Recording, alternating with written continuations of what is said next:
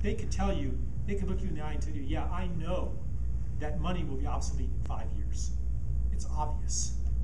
And we are going to live in an earthly paradise in 5 years.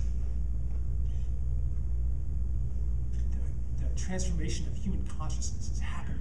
They knew it. They saw something real. 5 years, okay, maybe not 5 years. Maybe that part they got wrong. But they were seeing something real.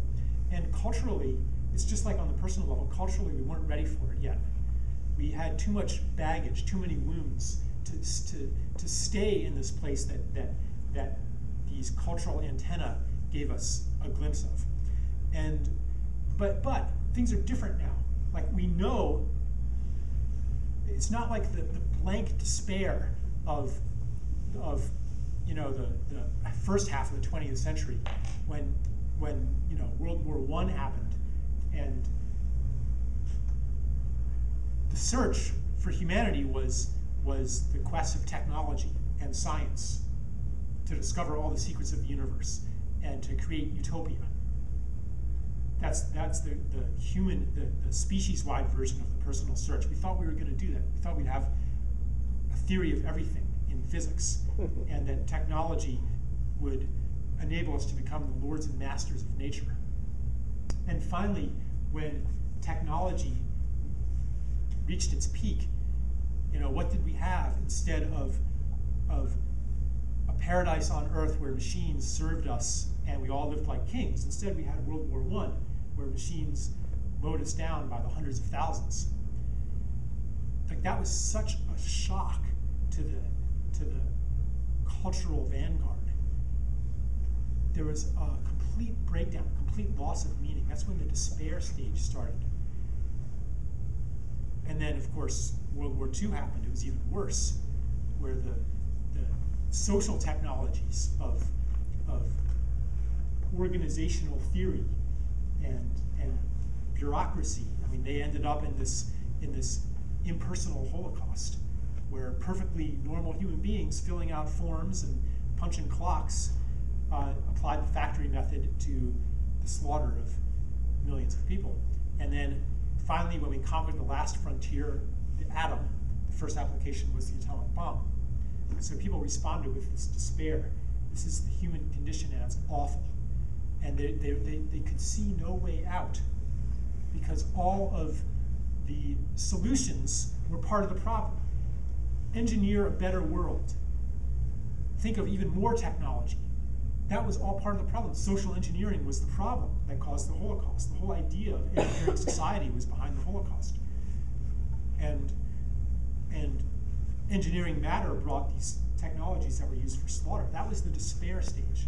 The despair stage is when all of the methods that you are using to try to create and find this more beautiful world that your heart tells you is possible fail. All of them fail. They just get you another version of where you already are. And this happened collectively to humanity. And then in the 1960s, we got our glimpse. It's not something that we found by perfecting technology and finally we got there.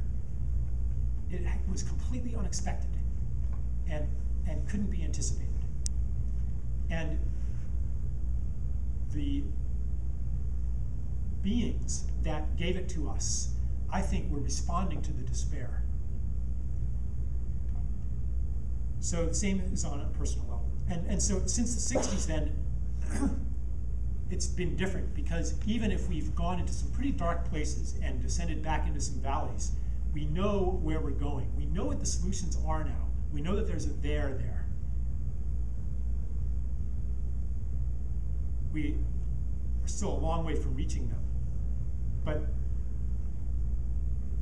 the despair that we often feel today isn't that we don't know that there's a way out. It's that we're afraid we won't get there. But it's not like after World War I, with the existentialists trapped in their prison of a deterministic universe, where there was no exit, as Sartre put it. It's not the same. There's an exit. We're just struggling to reach that exit. Maybe we won't make it, but we know that there's a there. We know there's a place to get to, and that is also what happens on the personal level once you experience the glimpse. You know that there's a place that you're going. It's hard to get there, but you know that there's a place you're going. when you finally arrive there, that's stage 7. And at that point, you'll have a very real sense that you're doing what you're here to do in the world, and that the world is responding to it. And you'll be able to, so you'll have like kind of this home base, this place that you've reached. And you'll be able to wander often, sometimes for very long journeys, but you know how to get back. That's the difference when you have arrived at stage 7 and you take a journey away from it. You know how to get back. And sometimes you'll go and bring other people back, and you'll meet other people at different stages of the invisible path, and you'll say, I know that you'll get there, and here's how to avoid this kind of swamp.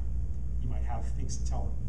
And most of all, you'll be able to see people with eyes of knowing that they are on the path, and that they are, see, there's really no wrong turns on the invisible path. If you're in new territory, the only way to learn what a wrong turn is often to take that wrong turn.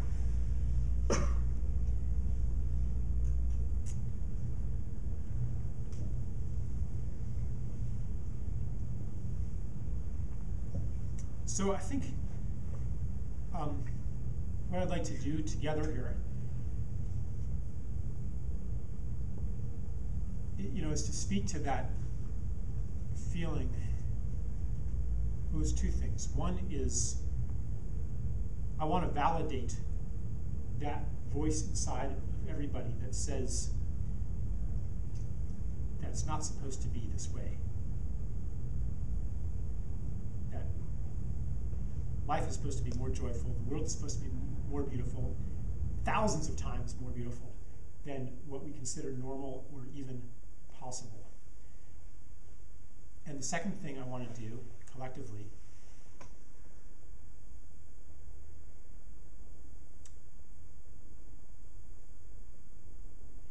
is to remind each other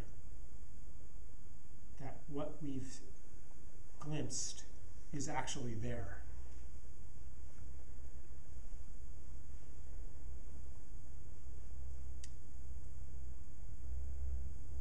To say, yeah, I saw it too. Here's what it looked like to me. And perhaps out of that, we'll be able to learn a bit about how to walk this path. Because personally, I feel very lost on it sometimes.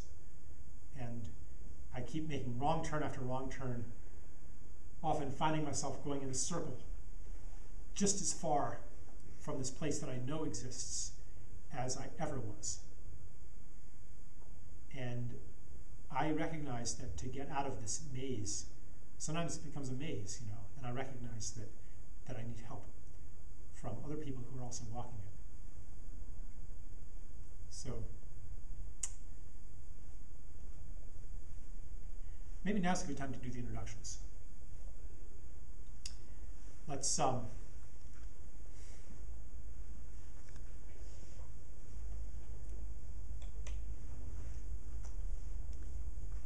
we can go around and share your name.